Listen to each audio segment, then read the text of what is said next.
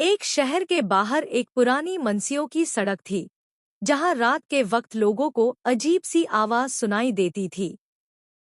ऐसे में एक लड़का, अर्जुन, जो अपने दोस्तों के साथ एडवेंचरस कामों में मजा लेता था, उसने सुना कि एक पुरानी मंसियों के आसपास कुछ अजीब घटनाएं हो रही है। कहानी थी एक पुरानी आत्मा की, जो वहां किस लड़की को बार बार परेशान करती थी। कहानी कुछ इस तरह थी।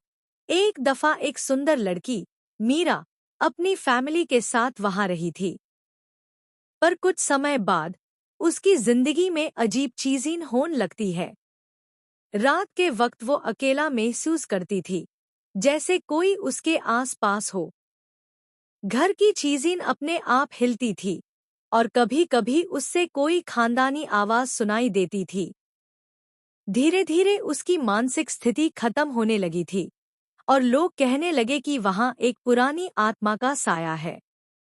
अर्जुन को ये कहानी सुनके क्यूरियोसिटी हुई।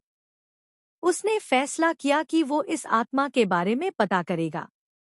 एक रात वो अपने दोस्त रवि के साथ उस पुरानी मंसियों की तरफ निकल गया। घर के अंदर जाने पर उन्होंने देखा कि सब कुछ पुराना और खौफनाक था। दीवारें भीग रही थी और हवा में एक ठंडी सी खुशबू थी। जैसे ही वो अंदर आए, एक पुरानी तस्वीर उनके सामने आई। तस्वीर में एक लड़की थी जो काफी घबराई हुई थी। रात के अंधेरे में अर्जुन को लग रहा था कि कोई उन्हें देख रहा है। तभी एक आवाज सुनाई दी, क्या तुम भी मुझसे डर गए हो? अर्जुन ने अपने दिल की धड़कन को संभलते हुए कहा, मैं तुमसे नहीं डरता। तुम किसकी आत्मा हो? तभी एक भरी साया उनके सामने आया। वो आत्मा थी जो कभी मीरा की थी। अर्जुन ने उससे बात करना शुरू की, तुम क्यों परेशान कर रही हो? क्या तुम्हें शांति की जरूरत नहीं है? आत्मा ने जवाब दिया, मुझे शांति तब मिलेगी जब कोई मेरे साथ रहेगा, लेकिन वो लड़की तो मुझे छोड़कर चली गई थी। अर्जुन ने समझा कि आत्मा का दर्द उसके अकेलापन की वजह से था।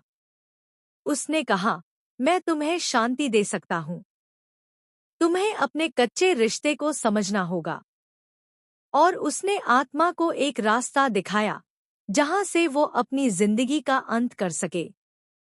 जैसे ही अर्जुन ने उस आत्मा के दर्द को समझा और उससे शांति दी, वो आत्मा धीरे धीरे अपने आखिरी सांस लेने लगी और फिर वो शांति से चले गई। अर्जुन के लिए ये एक जीत थी और उसने सबको बताया कि कभी-कभी किसी भी आत्मा को शांति देने के लिए सिर्फ एक समझदारी और सफाई की जरूरत होती है। उसने मीरा के दर्द को समझा और उस आत्मा की सारी परेशानी को खत्म किया।